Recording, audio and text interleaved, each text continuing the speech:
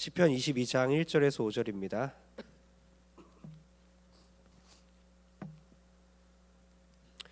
저와 함께 교독하겠습니다. 제가 먼저 읽겠습니다. 내 하나님이여, 내 하나님이여, 어찌 나를 버리셨나이까? 어찌 나를 멀리하여 돕지 아니하시오며 내 신음소리를 듣지 아니하시나이까? 내 하나님이여, 내가 낮에도 부르짖고 밤에도 잠잠하지 아니하오나 응답하지 아니하시나이다. 이스라엘의 찬송 중에 계시는 주여, 주는 거룩하시니이다. 우리 조상들이 주께 의뢰하고 의뢰하였으므로 그들을 건지셨나이다. 그들이 주께 부르짖어 구원을 얻고 주께 의뢰하여 수치를 당하지 아니하였나이다. 아멘. 5절 다 같이 한번 다시 읽겠습니다. 5절입니다. 시작. 그들이 주께 부르짖어 구원을 얻고 주께 의뢰하여 수치를 당하지 아니하였나이다. 아멘. 네, 시편 22편의 오늘 말씀을 통해서 오늘 시편과 함께 기도하라, 시편과 함께 기도하라 시리즈 다섯 번째 말씀을 전하겠습니다. 오늘 제목은 버려짐이 아니라 부르심 때문에 삽니다. 우리 옆 사람에게 인사합니다. 버려짐이 아니라 부르심 때문에 삽니다. 당신은 버려지지 않았고 부르셨습니다. 할렐루야. 버림이 아니라 부름입니다. 버려짐이 아니라 부르심입니다. 사진 한 장 보여주십시오. 이 밤에 졸지 마시고 제가 시를 하나 읊어드리겠습니다. 버려짐에 대한 시인데요. 지금 신발이 버려지지 않았습니까? 박인혜 시인의 버려짐에 대하여라는 시입니다. 노인의 집 앞에 웃돈을 얹어 주어야 치워갈 듯한 대용량 쓰레기가 널브러져 있다. 구형 모니터와 무거워 보이는 데스크탑 전선으로 목이 칭칭 감긴 키보드, 유선 마우스와 스피커까지 일가족이 거리로 나왔다.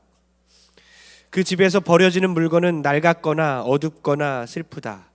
오물로 얼룩진 매트리스, 니스가 벗겨진 나무 의자, 누렇게 색이 변한 책과 이 빠진 접시, 한때 노인이 아꼈던 애장품이 그의 의지와 상관없이 버려지고 또 버려진다. 중략하고요. 내 의지가 있을 때까지만 살다가 너라는 폴더 하나 가슴에 저장하고 떠날 수 있었으면 좋겠다. 그러면 버려지는 게 아닌 또 다른 이름으로 저장되는 거니까. 버려진다는 것은 지독히 슬픈 일이다. 시 하나를 읊었습니다. 여러분 어떻게 들리십니까? 버려진다는 것은 정말 슬픈 일이죠. 우리는 어렸을 때 버려짐에 대한 두려움을 겪으면서 살았습니다. 갓난아기 때도 어때요? 엄마의 품에서 떨어지는 것이 버려짐이라는 감정이 될 수도 있어요. 학생 때는 왕따를 당하는 것이 일종의 버려짐입니다.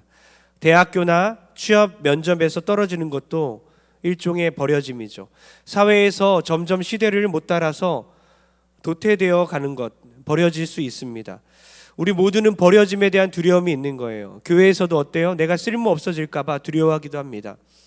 점점 설 자리를 잃어가기도 하고 주체적인 존재에서 구경꾼으로 전락하는 것 자체가 두려움의 감정이 올 수 있는 거죠. 하지만 버려짐이 아니라 또 다른 의미로 불러짐이라고 생각하면 어떨까요? 지난번에 은퇴자 예배할 때 제가 은퇴자들을 은퇴 사명자라고 했어요. 그렇게 이름을 제가 바꿔 부르고 싶었던 이유는 은퇴는 완전히 멀리 떨어져서 물러나야 하는 것 같지만 사명자라는 말 자체는 다시 불러지는 거기 때문입니다. 사랑하는 성도님들은 버려졌습니까? 아니면 불려졌습니까? 하나님은 결코 우리를 버리지 않으셨고 우리를 불러주셨습니다. 이 확신을 갖는 시간 되길 주의 이름으로 축원합니다. 오늘 이 시편 22편은 다윗의 시이지만 메시아적 고난을 예표하는 십자가 고난, 그리스도의 순환을 예표하는 시라고도 읽었습니다. 예수님의 고난을 예표하는 것입니다. 이 시편 22편은 전체적으로 예수님의 생애와 고난을 잘 묘사하고 있어요. 22장 18절 보니까요. 한번 읽어보겠습니다. 시작. 내 겉옷을 나누며 속옷을 제비 뽑나이다. 아멘. 예, 내 겉옷을 나누며 속옷을 제비 뽑나이다. 다윗은 이렇게 기록하고 있어요. 이것이 누구를 예표하고 있죠? 예, 예수님께서 옷이 다 벗겨지지 않습니까? 그래서 마태복음 27장 35절에 실제로 십자가 고난을 당하시는 예수님에 대해 묘사할 때 시편을 그대로 인용하죠. 다 같이 시작. 그들이 예수를 십자가에 못 박은 후에 그 옷을 제비 뽑아 나누고. 예, 똑같지 않습니까? 그러니까 시편 22편을 그래서 메시아적 고난을 예표하는 시다라고 하는 거예요. 또 시편 22장 1절을 다 같이 읽어보겠습니다. 시작. 내 하나님이여 내 하나님이여 어찌 나를 버리셨나이까. 어찌 나를 멀리하여 돕지 아니하시오며 내 신음소리를 듣지 아니하시나이까. 예, 이 시편 22장 1절의 이 말씀이 누가 한 말이죠? 예수님께서 십자가 위에서 이 시편을 그대로 인용한 거예요. 십자가상에서 이 시편 말씀을 그대로 인용하십니다. 그래서 이 시편 22편을 메시아적 고난을 예표하는 시다라고 하는 거예요. 마태복음 27장 46절을 다 같이 읽겠습니다. 시작. 제9시쯤에 예수께서 크게 소리질러 이르시되 엘리 엘리 라마 사박다니 하시니 이는 곧 나의 하나님 나의 하나님 어찌하여 나를 버리셨나이까 하는 뜻이라. 아멘. 그렇죠. 똑같지 않습니까? 이 시편 22장 1절 다윗의 시를 그대로 인용하셔서 예수님께서 나의 하나님 어찌하여 나를 버리셨나이까. 그러니까 다윗은 지금 나중에 이루어질 일까지도 자신의 처지를 고백하는 시를 쓰고 있지만 예수님의 십자가 고난까지 미리 예언하는 시를 지금 쓰고 있는 거예요. 사망의 음침한 골짜기를 지날 때 주님께서 기도하시죠. 엘리 엘리 라마 사박다니. 가상칠언 십자가 위에 7마디 유명한 말 중에 네 번째 말입니다. 가상칠언 중에 네 번째 문장 엘리 엘리 라마 사박다니. 나의 하나님 어찌하여 나를 버리시나이까. 다윗은 이것을 여기 기록하고 있는 거예요. 버려짐에 대해서, 버림에 대해서 다윗은 실제로 자신도 그렇게 버려지고 있고 예수님도 나중에 십자가 위에서 버려지기 때문에 그렇게 쓰고 있는 것입니다. 예수님은 하나님 아버지로부터 버림받아야 했습니다. 왜 그러셨을까요? 왜 예수님은 하나님으로부터 버림받았을까요? 여러분 이거 처음 듣는 분도 있어요. 예수님 버림받았다고? 예수님은 버림받았어요. 예수님은 십자가에 돌아가신 것 자체가 하나님 아버지께 버림받은 것입니다. 아담 이야기로 거슬러 올라갑니다. 아담은 죄를 짓고 에덴 동산에서 쫓겨갑니다. 죄로 인해서 하나님과의 관계가 깨어지고 버림받아요. 가장 무서운 그 죄의 형벌은요, 단지 죽음을 가져오는 게 아니에요. 이제 죽는 존재가 됐구나. 영원히 에덴 동산에 살 줄 알았는데 이제 언젠간 죽게 되고 에덴 동산에서 쫓겨나고 여기서 끝나는 게 아니에요. 더 무서운 형벌은 뭐냐? 단절이었습니다. 단절. 하나님 아버지로부터 단절되는 거예요. 하나님과의 관계가 아담과 하와는 이제부터 끊겨버린 거예요. 모든 사람이 죄를 범하였으며 하나님의 영광에 이르지 못하더니 아담의 유전자를 받은 우리의 운명이 비참함에 이르게 되는 거예요. 로마서 1장에 내버려 두심에 대해서 들으신 바 있으시죠? 로마서 제가 전에 강의할 때에 내버려 두심에 대해서 가장 큰 형벌은 내버려 두십니다. 하나님 우리를 붙드심이 아니라 하나님 우리를 그냥 맘대로 살아, 네 맘대로 살아 내버려 두는 게 가장 비참한 형벌이라는 거죠. 로마서 1장에 보니까 세 가지 내버려 두심에 나오는데요. 뭐냐? 하나님께서 그들의 마음의 정욕대로 더러움에 내버려 두사. 두 번째는 하나님께서 그들을 부끄러운 욕심에 내버려 두셨으니. 세 번째는 그들이 마음에 하나님 두기를 싫어하며 하나님께서 그들을 그 상실한 마음대로 내버려 두사. 그러니까 하나님이 그냥 내버려 두시는 거예요. 내버려 두시는 거예요. 하나님이 우리를 내버려 두시면요, 우리는요 하나님께 갈 수가 없어요. 죄의 문제를 해결할 수가 없어요. 그러나 하나님께서 우리를 받아들이시면 우리가 하나님의 자녀가 될 줄 믿습니다. 예수님이 하나님으로부터 단절되셔야만 우리가 하나님으로부터 받아들여질 수 있는 거예요. 예수님이 하나님으로부터 단절되지 않으면 우리는 하나님께 용서받을 수가 없는 것입니다. 예수님이 버려지지 않으면 우리는 받아들여지지 않는 것입니다. 십자가에 완전히 예수님이 버려져서 돌아가셔야만 우리가 하나님의 자녀로 받아들여지는 거예요. 그러니까 예수님은 저주받을 자가 매달려 죽어야 할 그 십자가 위에서 달려 돌아가심으로 하나님께 완전히 버림받았어요. 끊겨버리고 단절되어서 그러므로 말미암아 우리가 하나님과 관계가 다시 묶여지고 형성되고 하나님의 자녀가 된 것입니다. 주님께서 큰 소리를 지르시고 숨지시니라. 이에 성소 휘장이 위에서부터 아래까지 찢어져 둘이 되니라. 예수님이 돌아가실 때에 성소에 있는 그 휘장이 반으로 찢어졌죠. 위에서부터 아래로 쫙 갈라졌습니다. 그 무슨 의미입니까? 성소와 지성소를 나누는 휘장이 있었죠. 지성소에 아무도 들어갈 수 없는 거룩한 하나님의 임재의 자리였어요.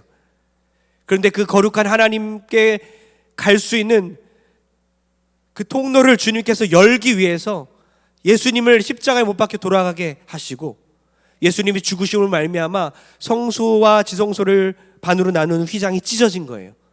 그래서 우리가 하나님 앞에 갈 수 있게 된 것입니다. 감히 우리 죄인이 거룩하신 그 하나님 앞으로 갈 수 있는 그런 자격이 생긴 거예요.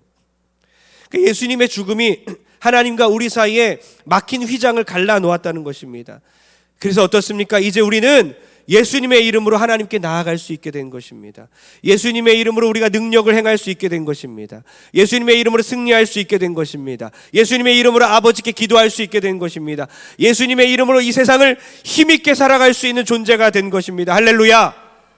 사랑하는 성도님들, 버려진다는 것은 지독하게 슬픈 일이에요. 그 지독하게 슬픈 일을 예수님께서 홀로 십자가 위에서 감당하신 거예요. 왜요? 우리를 받아들이기 위해서예요. 우리 아버지 품으로 인도하기 위해서예요. 이 예수님의 십자가의 은혜를 다시 한번 깨닫는 저와 여러분 되길 축복합니다. 이 시편 22장의 1절이 그래서 너무나 은혜가 되는 거예요. 나의 하나님, 나의 하나님, 어찌하여 나를 버리시나이까. 예수님의 이 울부짖음이, 버려지는 이 의미가 우리에게는 은혜가 되고 감사가 될 줄 믿습니다. 특별히 우리는 예배자로 부르심을 받았어요. 우리는 이제 버려지지 않고 받아들여져서 예배자로 부르심을 받았다는 것입니다. 예배는 내 감정에 따라 드리고 내 감정에 따라 안 드리고 그렇게 정하는 게 아니에요. 예배는 시험 든 자는 안 드리고 시험 안 든 자는 드리고 그런 게 아닙니다. 예배는 시험 든 자를 일으키고 예배는 고난당한 자를 살립니다. 할렐루야. 여러분, 응답이 없을 때 어떡합니까? 예배하면 돼요. 응답을 하나님이 안 하실 때, 기도 응답이 없을 때 어떡합니까? 예배하면 되는 것입니다. 남들이 우리를 조롱합니까? 사람들이 우리를 공격합니까? 핍박합니까? 예배하면 되는 거예요. 시편 22편은 다윗의 시인데 다윗은 이 고난 가운데 탄식하고 있는 내용을 많이 담아놨습니다. 이 고난은 어떤 고난입니까? 사람들로부터 당하는 고난이에요. 그 고난은 악랄한 사람들의 공격과 조롱하는 말들이었습니다. 그 고난 가운데서 다윗은 하나님을 찾습니다. 밤낮 부르짖습니다.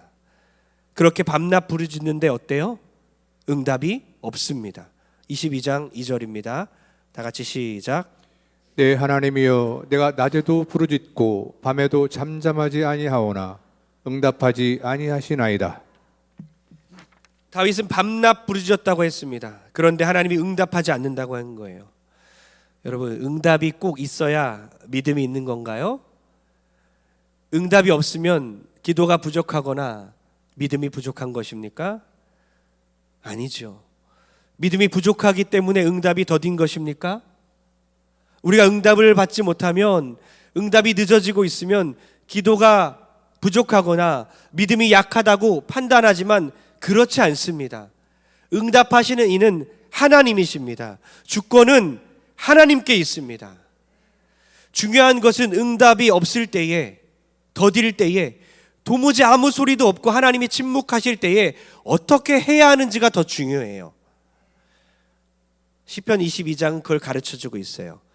더 기도해. 물론 더 기도해야죠. 더 믿어. 믿음이 부족하네.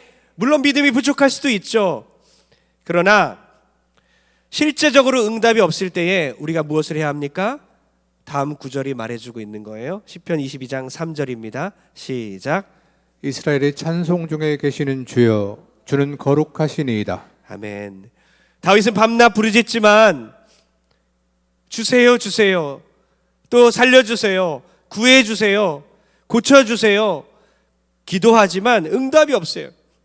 그러나 응답이 없지만 여전히 하나님을 찬양하는 거예요.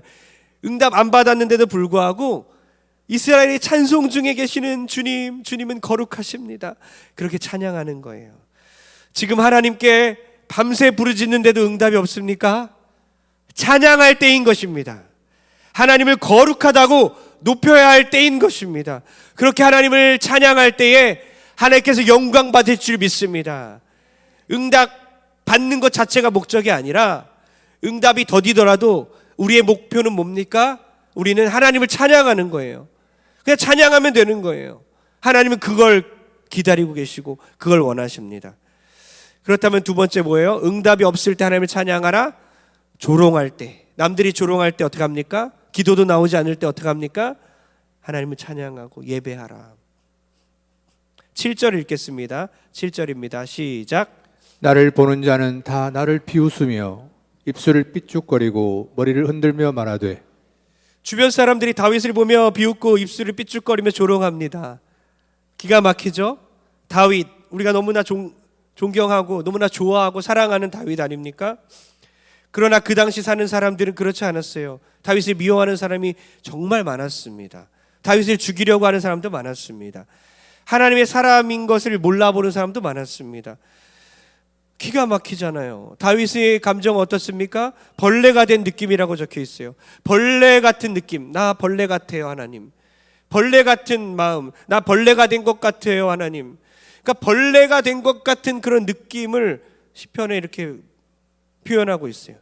나의 백성까지도 저를 멸시하고 있습니다. 8절을 현대인의 성경 있나요? 네, 다 같이 한번 현대인의 성경 8절 읽어보겠습니다. 네, 시작.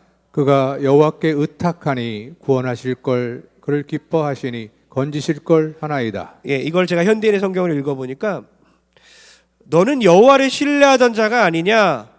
그런데 어째서 그가 너를 구해주지 않느냐? 만일 여호와가 너를 좋아하신다면 어째서 너를 돕지 않느냐? 그렇게 조롱했다는 거예요. 그러니까 다윗의 믿음까지도 사람들은 조롱했습니다. 위선자 취급을 했습니다. 위선자 아니냐? 믿음 없는 거 아니냐? 네가 믿는 하나님 거짓 아니냐? 또 어떻습니까? 소들이 나를 공격한다고 다윗은 말해요. 여기 개도 나오고 소도 나오는데요. 사람을 그렇게 개치고 소치고 하면서 복수하는 게 아니라 그 당시 팔레스틴 지방의 소들은 힘이 셌어요.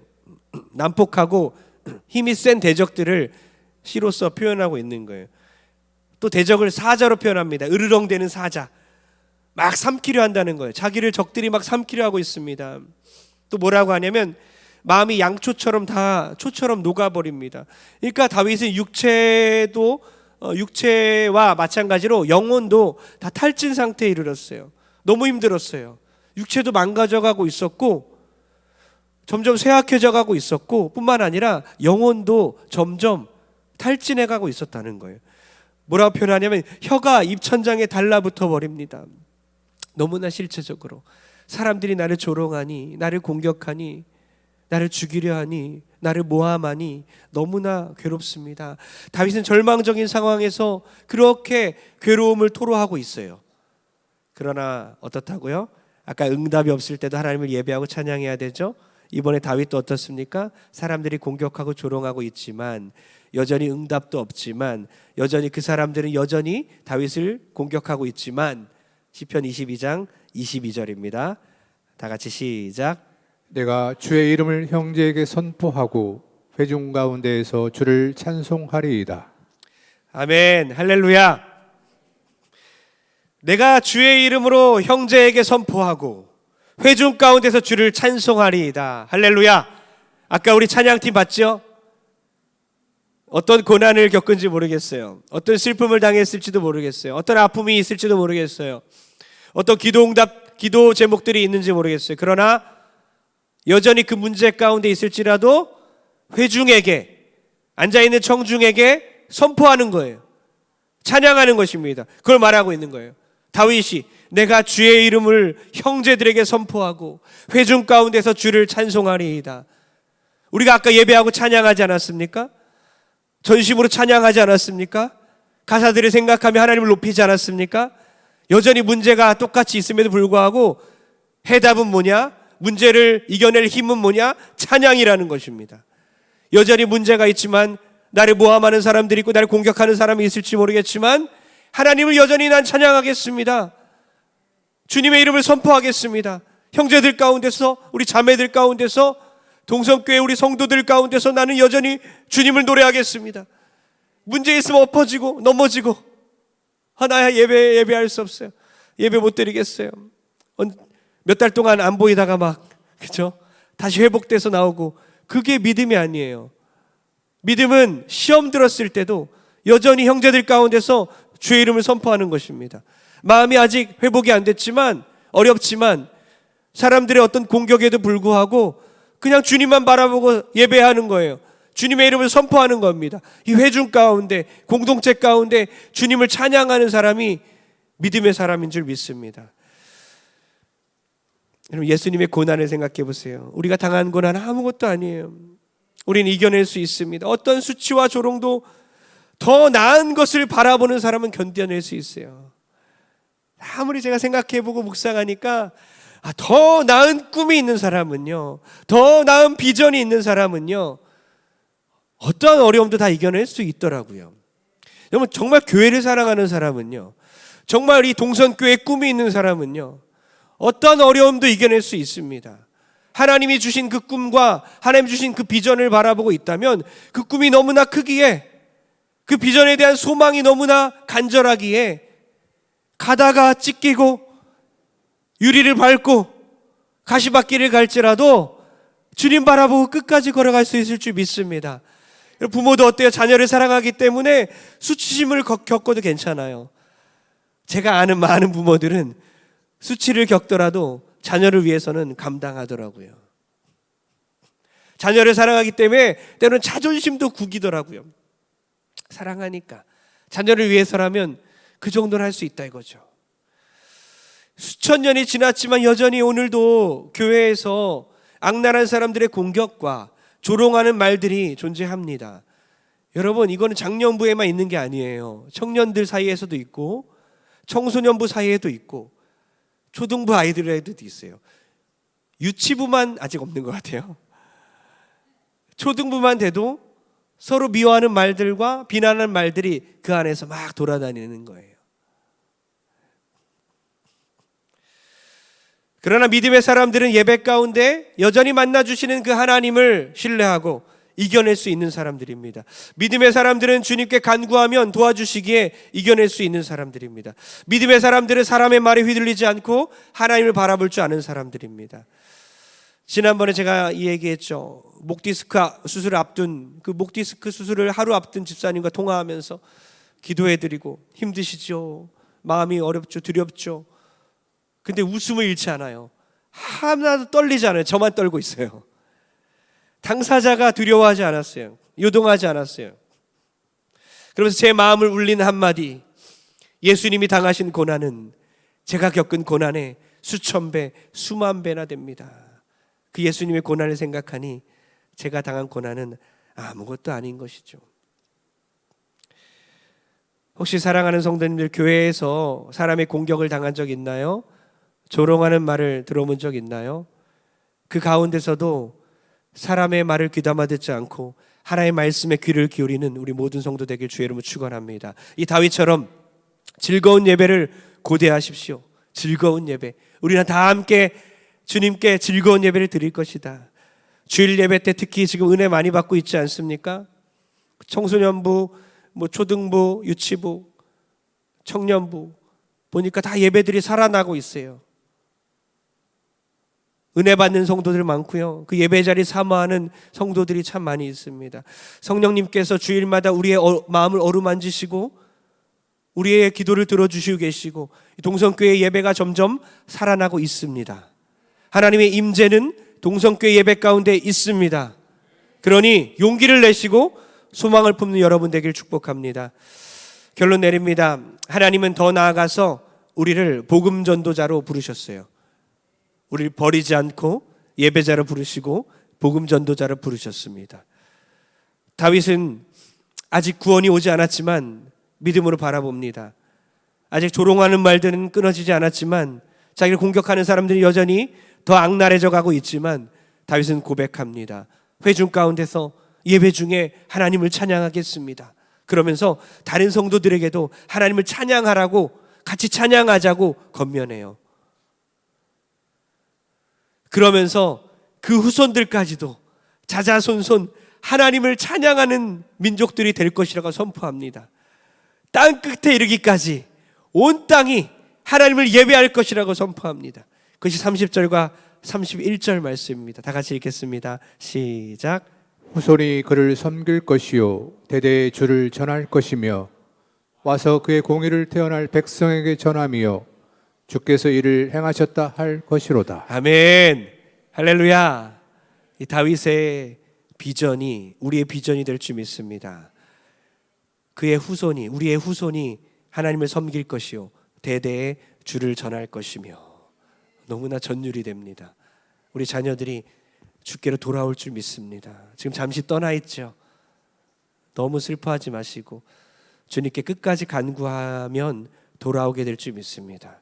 그리고 태어나지도 않을 백성에게 주님의 공의가 전해진다고 써 있어요.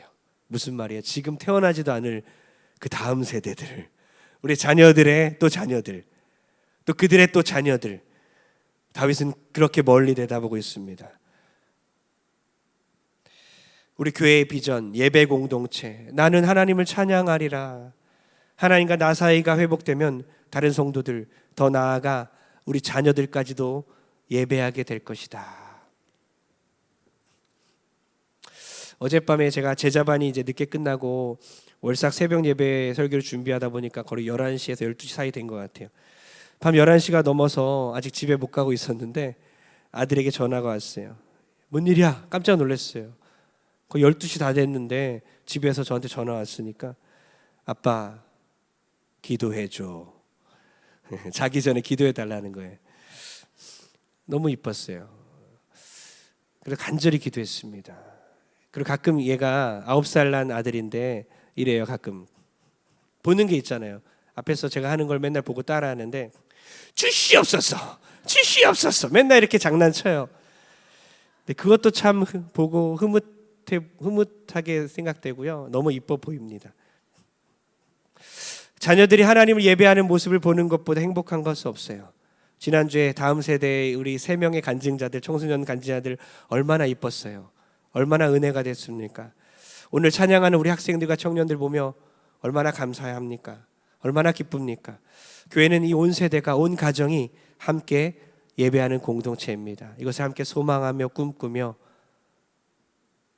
지금 나의 이 상황 가운데서 좌절하지 않고 멀리 내다보고 함께 예배하는 공동체를 저와 함께 만드는 여러분 되길 주의 이름으로 축원합니다. 할렐루야.